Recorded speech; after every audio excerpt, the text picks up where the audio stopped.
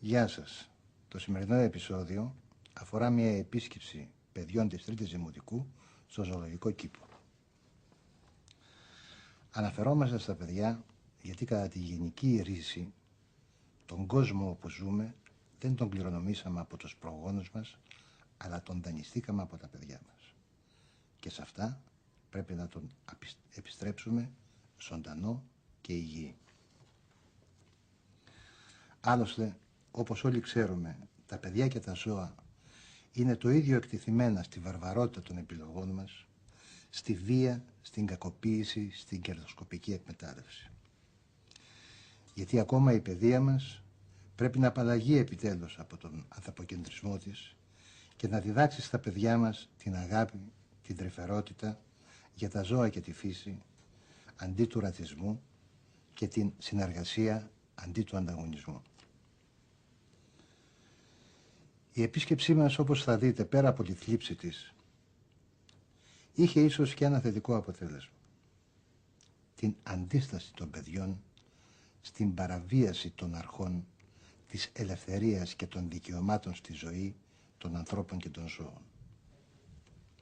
Ίσως θα ήταν μια καλή πρόταση τα παιδιά να πηγαίνουν εκδρομές στα καμένα δάση, στους νεκρούς βιοτόπους ή στις χωματερές. Ίσως τότε ευκολότερα μπορούσαν να συνειδητοποιήσουν τον εφιαλτικό κόσμο που τους ετοιμάζουμε. Θα ακούσει άραγε κανείς αρμόδιος τις σκέψεις των παιδιών?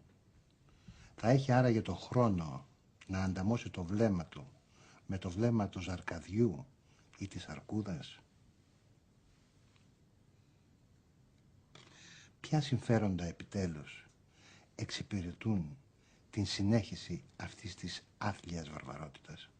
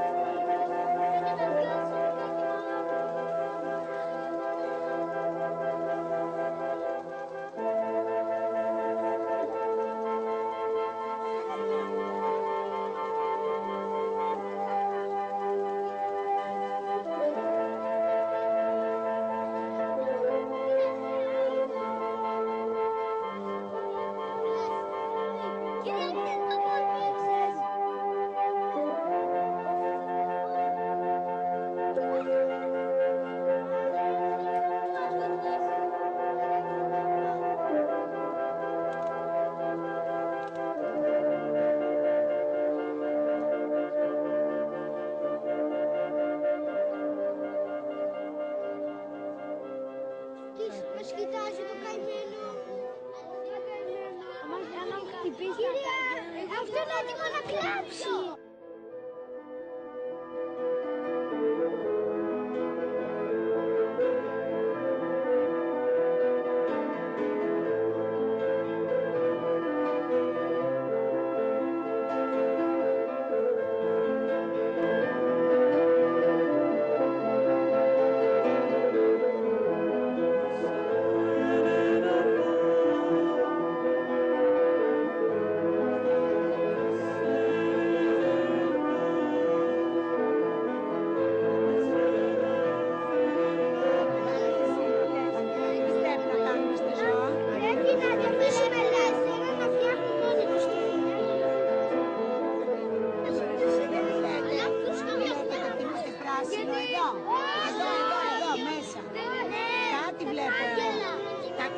Γιατί λέτε να τα βάψαν πράσινα?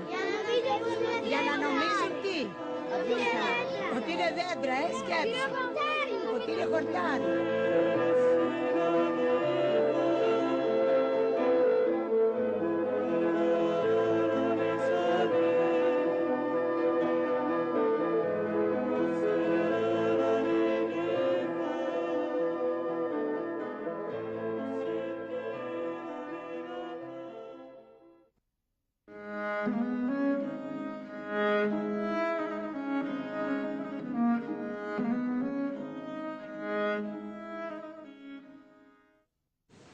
Λοιπόν, επειδή η επίσκεψή μας σήμερα στο ζωολογικό κήπο θα ήταν αμφισβήτητα για όλους μας μια πολύ σοβαρή εμπειρία. Δεν ακούς καλά. Για ελάτε προς τα εδώ λιγάκι, δεν περάσει και λίγο όρθια εκεί στο Πεύκο. Έτσι, μπράβο Λεβέντικο. Λοιπόν, θα θέλαμε να κουβεντιάσουμε τις σκέψεις μας από αυτήν την επίσκεψη που κάναμε, τα συναισθήματα που νιώσαμε. Θα κάνουμε. Θα δούμε αν χρειαστεί να κάνουμε κάποια άλλη επίσκεψη. Λοιπόν, παραδείγματος χάρη υπάρχει ένα ερώτημα. Έχουμε δικαίωμα εμείς οι άνθρωποι να φυλακίζουμε τα ζώα? Όχι! Γιατί δεν έχουμε δικαίωμα να τα φυλακίζουμε? Γιατί τα ζώα Ένας να ακουγόμαστε. ελευθερία τους.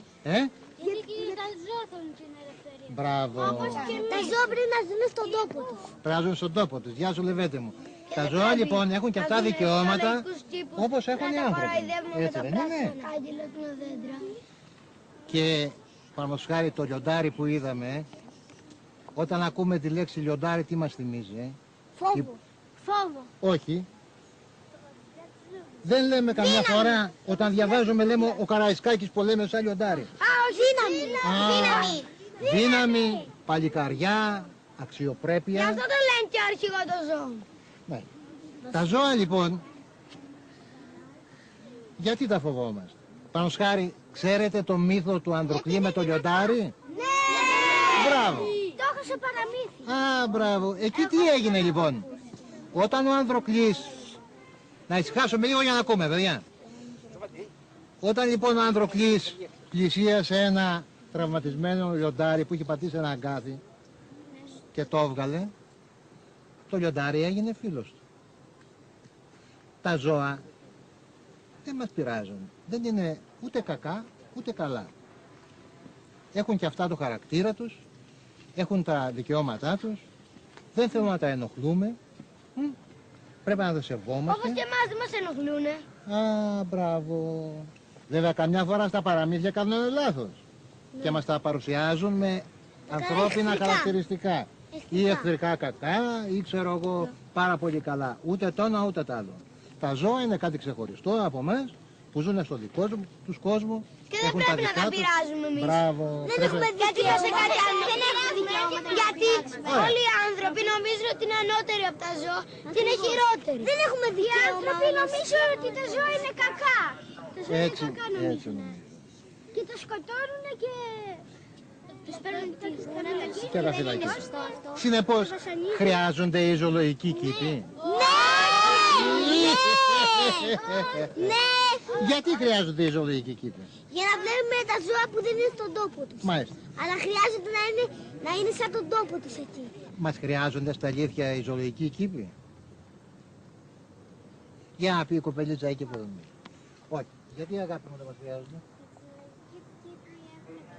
Βάζουν μέσα τα ζώα και είναι στεναχωρημένα, δεν είναι στον τόπο τους και είναι μέσα σε κλουβιά που δεν μπορούν να... Φυλακισμένα. Ναι. Οι ζωολογικοί κήποι χρειάζονται να είναι για να βλέπουν αυτοί οι άνθρωποι που δεν είναι στον τόπο τους αυτά τα ζώα να τα βλέπουν, αλλά τα ζώα να νομίζουν πως είναι σαν τον τόπο τους. Να τα φτιάχνουν τόσο μεγάλα που να είναι σαν τον τόπο τους. Μάλιστα, να έχουμε δηλαδή έναν θρημό που λέμε, έτσι, μια μεγάλη περιοχή προστατευμένη. Αυτό εννοείς. Μάλιστα, εσύ?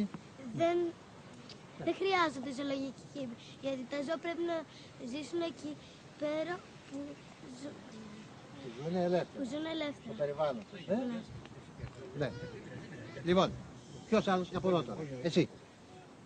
Δεν χρειάζονται ζωολογικοί κήποι γιατί τα ζώα δεν τους αρέσουν τα κλουβιά, είναι μέσα σε κλουβιά. Εκεί δεν τους δίνουν καλό φαγητό, τους δίνουν άλλο φαγητό που δεν τους αρέσουν.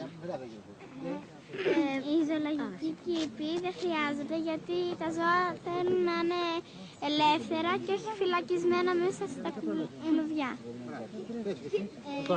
Πρέπει να ζουν στο φυσικό τους περιβάλλον και να μην ζουν μέσα στα κλουβιά που τους δίνουν παλιοφαγητά και δεν μπορούν να ζήσουν καλά όπως στη ζούγκλα, στο φυσικό τους περιβάλλον.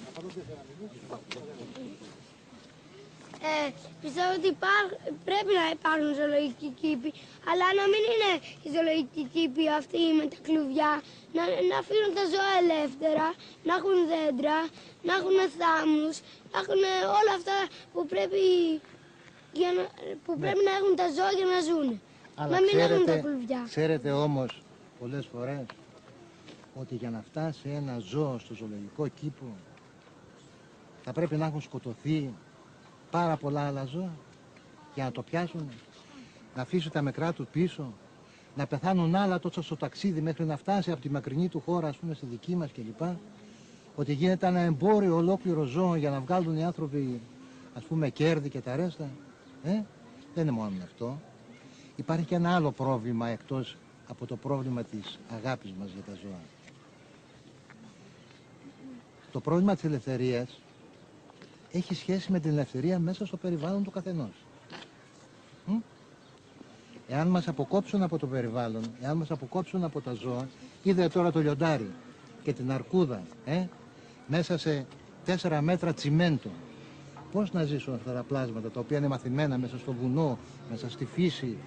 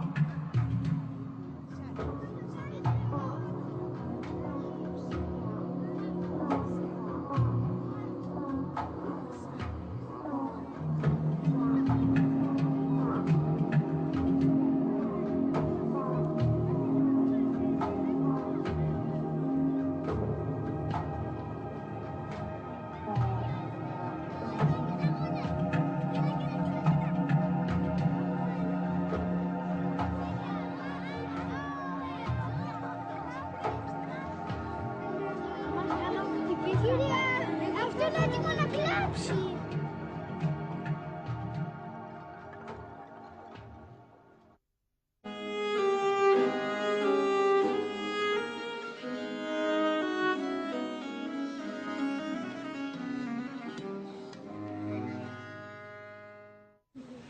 Δεν είναι σωστό να έχουν τα ζώα εδώ φυλακισμένα στο ζωολογικό κήπο.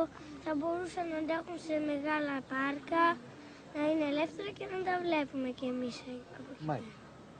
Ή να τα βλέπουμε στην τηλεόραση, σε ντοκιμαντέρ. Στην τηλεόραση οι ζωολογικοί κήποι χρειάζονται, γιατί στην τηλεόραση δεν τα βλέπεις και τόσο καλά, δεν τα βλέπεις από κοντά. Εγώ νομίζω ότι δεν πρέπει να υπάρχουν ζωολογικοί κήποι, γιατί μέσα τα ζώα είναι στενοχωρημένα.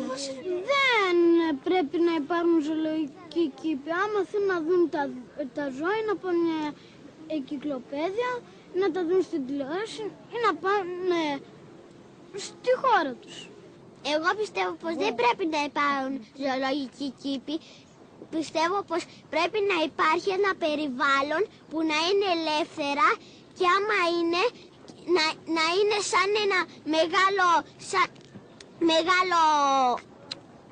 μεγάλο χώρο και να τρέχουν ελεύθερα σαν να είναι μέσα ελεύθερα. Πρέπει να ζουν ελεύθερα, να τρώνε δικό τους φαγητό, να κάνουν ό,τι θέλουν και οι άνθρωποι που τα σκοτώνουν είναι κακοί και νομίζουν ότι είναι κακά τα ζώα, ενώ είναι καλά. Να τα ξαναπάνε στη χώρα τους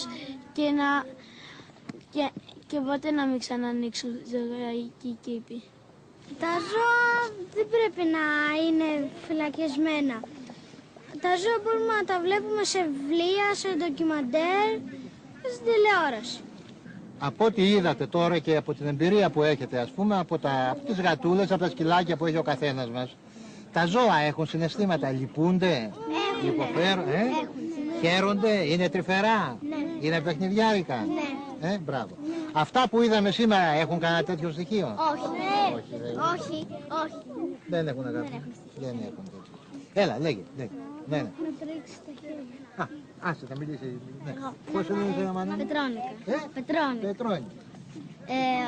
Όταν τα ζώα πρέπει να έχουν μια ελευθερία για να μπορούν να ζουν στο φυσικό τους περιβάλλον και να έχουν το κανονικό τους φαγητό, να πηγαίνουν όπου θέλουν, να κοιμούνται στην κανονική τους φωλιά με την οικογένειά τους και να μην τα παίρνουν στους ζωολογικούς κήπους για να ευχαριστούνται οι άνθρωποι. Πρέπει να υπάρχουν μεγάλοι ζωολογικοί κήποι και να υπάρχουν γωνίες για κάθε ζώο. Για τις αρκούδες μια γωνία που να μοιάζει σαν το Βόρειο Πόλο, άλλη γωνία για το λιοντάρι που να μοιάζει σαν Αφρική με ζούγκλες και άλλη μεριά και λίμνες για όλες τις πάπιες. Εσείς τώρα είστε παιδάκια ανθρώπων, έτσι? Είστε ανθρωπάκια δηλαδή. Και πάτε σχολείο. Θα μπορούσατε να είστε λιονταράκια, ας πούμε, έτσι? Και πάτε σχολείο, Γιατί πάτε σχολείο όμως? Ένα λεπτό. Για να μάθετε γράμματα. Όχι μόνο γράμματα, Συμπεριφορά, ας πούμε, να αποκτήσετε μία παιδεία. Τα ζώα μέσα στη φύση, έτσι, διδάσκονται και αποκτούν τη δική τους παιδεία, τη δική τους συμπεριφορά. Δεν μπορούμε λοιπόν να τους βάζουμε φαγητό εμείς να τρώνε, να πούμε. Πρέπει να μάθει να βρίσκει την τροφή μόνο του, να την κυνηγάει, ας πούμε, κλπ. Γιατί όμως?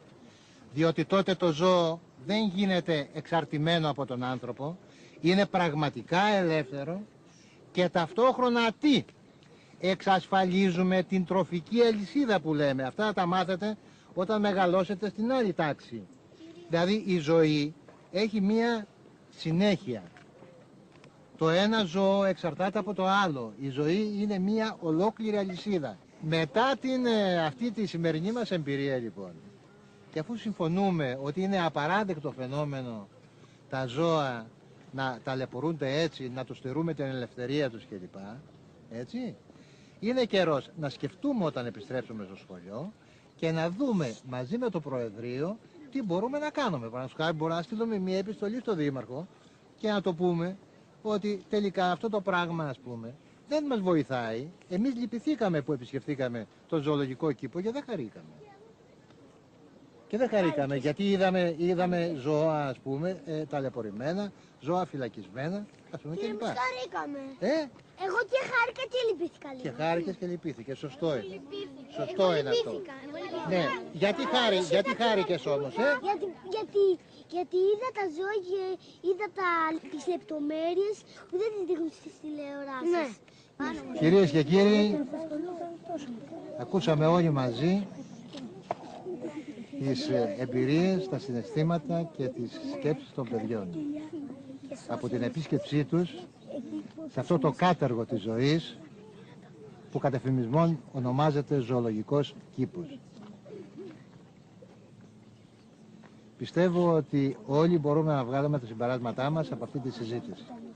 Εκείνο που θέλω να επισημάνω είναι η αισιοδοξία που έχει αυτή η συζήτηση, που παράγεται από την ευαισθησία και τις σκέψεις των παιδιών, από αυτήν την προσωπική τους εμπειρία με αυτό το κάτεργο που λέγεται ζωολογικός κήπος.